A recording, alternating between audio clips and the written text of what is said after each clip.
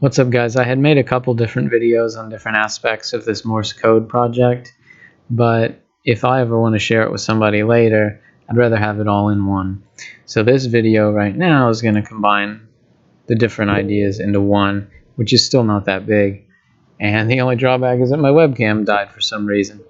Other than that, let's get to it.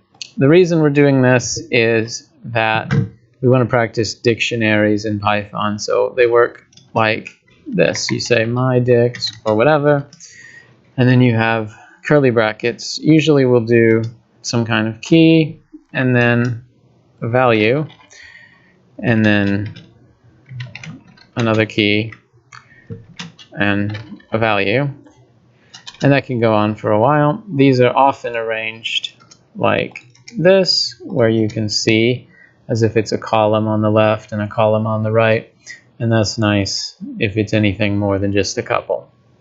So the way to access something from a dict is with brackets, like index in a list or tuple, and you can say my dict key, and that will give us not the whole thing, but just the value that's on the right side of the colon.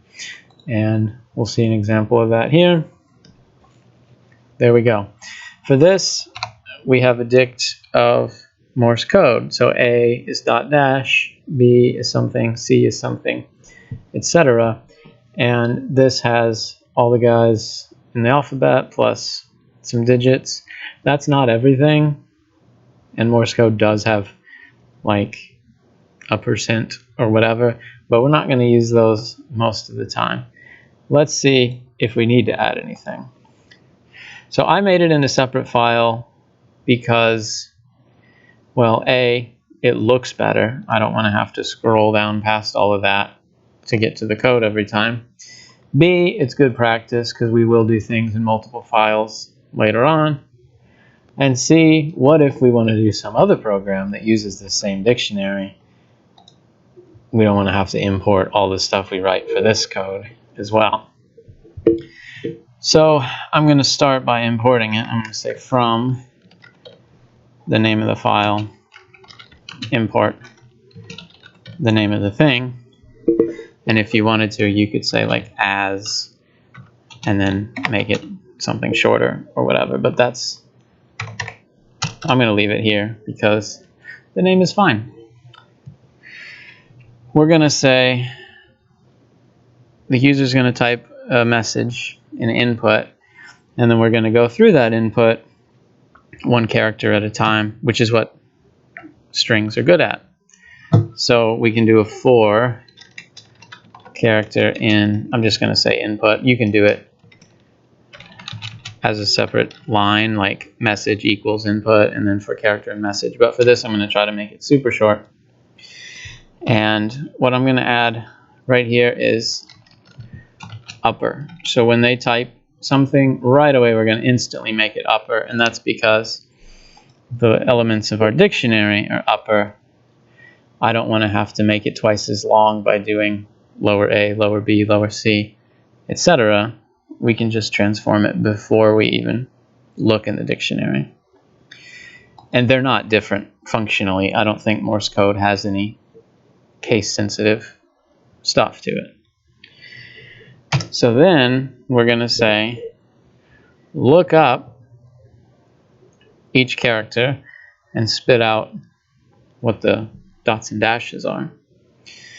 We could say this very simple version, and it will work for some things like this. We could say print Morse dict character, and that's pretty good. If I type hello, for example, when this finally runs, that will spit out the H, the E, the L's, and the O. But there's a problem, which is that it can't handle anything else. If I type an apostrophe or a space or anything that's not in the dictionary, that's going to be bad news. Right? It does the ones it knows and then crashes. And we don't want that. Okay? So there are a couple ways to handle this. One is you can add stuff to the dictionary. And we should add a few things, like I think a space is very reasonable. When people write out Morse code, they'll often do slash in spaces. Now that's when they're doing it horizontally, not vertically like I am, but it's still fine. And another thing I'm going to add is a question mark, because that's clearly important to the meaning of your statement, whereas maybe an apostrophe or comma wouldn't. Question mark, I happen to know, is dot, dot, dash, dash, dot, dot. Kind of like a shortened version of the SOS, which might show its importance. I don't know. But I can't add everything. I can't add star, ampersand, parentheses. Even if I thought I got it all, somebody would enter some currency symbol that I didn't anticipate and it would crash. So we don't want to have that. We want to make our program not panic when it sees something it wasn't prepared for. So we're not even going to try to add everything. Let's say we want to prepare for this guy, the key error. Okay, key error is what happens when you try to look up something that isn't there. So we could do try except, and then have it do something else. Earlier I searched for this little guy, the square that you get when you have an unknown character, like when you're trying to do emojis in a text box that can't do emojis or something. You get this. We just need some kind of default, right?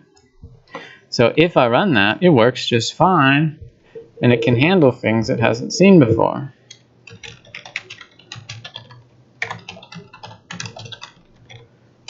Like the apostrophe and the comma. It's going to just say, well, we don't know what that is, but we're not worried about it. We can move on. And we'll still tell you it's not going to do nothing, because you want to have the user know that there was something there it tried. But we don't crash. We don't have an error. However, there is an even better way, or even easier way, which is whenever we run into a problem like this, we know that we're not the first ones, right? People looking things up in dictionaries, ever since they have existed, or ever since even older types in older languages have existed, there's this idea of, well, you're looking for something and it wasn't in there. So people have prepared for that. And it turns out that in Python, there is a method that's just what we're looking for. So we can say morsedict.get. And morsedict.get is a method that says, we're going to look for that thing, and if we find it, we're going to spit out the answer, just like when you put it in brackets. But if we don't, we're going to return a none, which is pretty cool because it's built in. We don't have to do try except, and we can make our code just a single line. Isn't that lovely? Whatever, let's see what happens.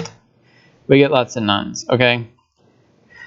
But there's another aspect to get, which is that optionally you can add the default. So instead of none, you can have something like our little square boy that we copied. The autofill is killing me whenever you do quotes or parentheses. It just goes ahead and does the next part. Now, this will do what we had earlier, but in a single line without having to say try except and all of that. Under the hood, it might be exactly the same. It might be doing that, or it might be doing something slightly differently. But we don't have to worry about it unless we encounter some super rare exception that works with get but not try except, or works with try except but not get. And to get a working Morse code, that's all we need. Look at that, 3 lines. And if we want to add stuff to the dictionary, we can. Like, maybe we decide, hey, we're going to need to be talking about percents, so we need to add a percent translation or something. Then that's totally fine. Or maybe we decide we do spaces a different way and I make it a blank line or whatever. We can also change the way that it gets output. So instead of printing each one on its own line, we could make an output string and have it go horizontally. I didn't on this because I'm using a small frame and a small window, so it would run out of space and we'd have to scroll and it would look uglier. So maybe this vertical is nice for this particular view, not for if we were actually doing it on paper or something. And I wanted to show that it's so simple. The Morse code does not need a giant function that calls another function that calls another function. Now, these are calling methods that are already built in, but it's totally okay to do it in a few lines. In order to make this sort of slightly more robust, I would probably turn that into a separate variable to say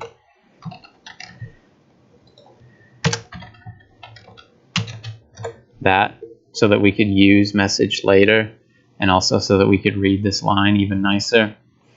But other than that, this works really well, and it never crashes, and it never has a problem doing its own simple little job. There you go.